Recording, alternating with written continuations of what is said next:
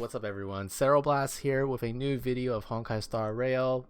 They just recently released their new version 1.4 update, and they have two new characters called Jing Liu and Topaz and Numby, and then we have another returning fan favorite, Seal. Seal was the first banner, she was one of the first characters that was released on banner, like the first banner when this game came out. So honestly, I'm not too excited about Seal. I already pulled Jingliu, as you can see, and she's fully decked out. I've had her. I got her like Cone even, and then she's fully traced up. She's fully built already.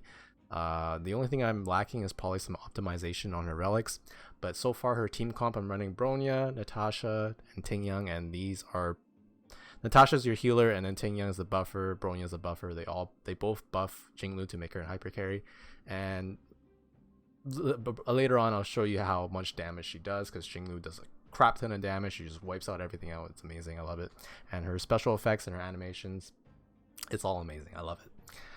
But anyway, I'm going to briefly describe again what Honkai Star Rail is all about. It's basically a sci-fi space fantasy RPG from Hoyoverse, and Hoyoverse is the makers of Genshin Impact, and they turned this game into a turn-based. They turned Genshin Impact into a turn-based game basically. It's free to play, so if you have some time to kill or you're looking for a new turn-based game, I highly recommend it, because it just recently released on the PS5 console. So if you're more of a console person, you can play on the PS5, and it can sync up your data with PC and mobile as well, so you can play on all three platforms. They just released a new story, so if you have not played this game yet and you want to catch up on the storyline, it's very immersive and it's very captivating. It's also very moving as well, so give it a shot.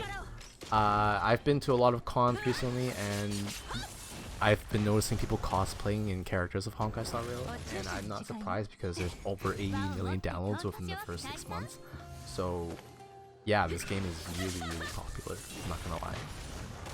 But yeah, you can go on space adventures as a trailblazer. You could explore different worlds across the universe and immerse yourself in the adventure filled with impeccable animations and music.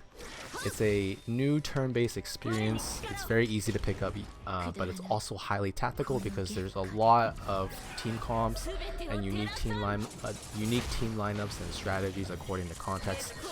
So you have to use different teams for enemies and environments, and definitely there's a lot of other character varieties and much more.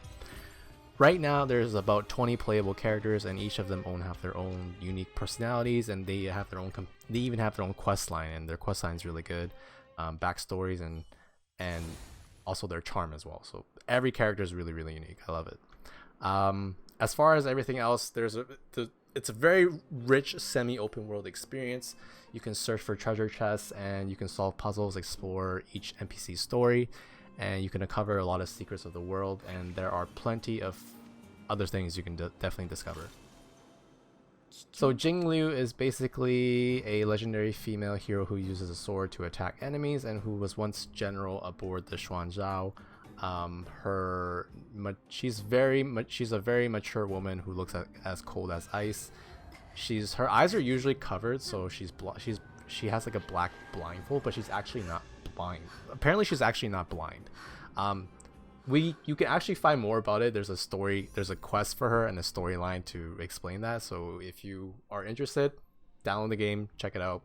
But basically, when she removes her blindfold, her transformation reveals her red eyes, and she unlocks like a different power, and she's very skilled in combat.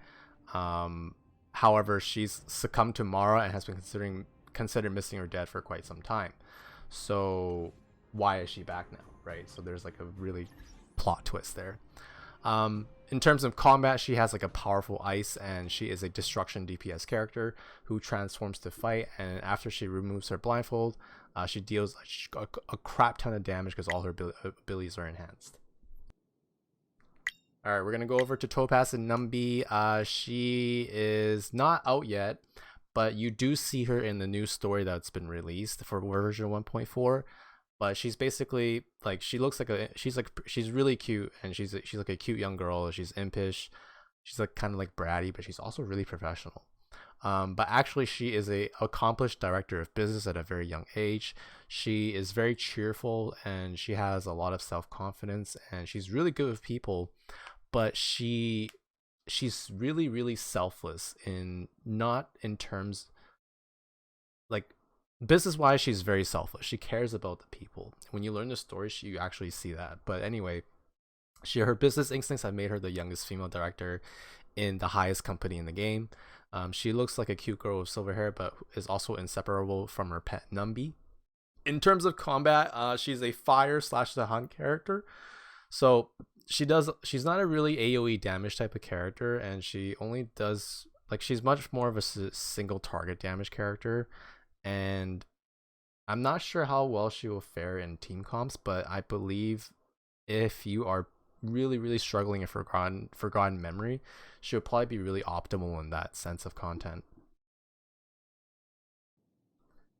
So with the new version 1.4 game update, we're getting a new main story, and we're taking it back to Belobog, so there's much more to explore and more treasure chests and more puzzles to solve.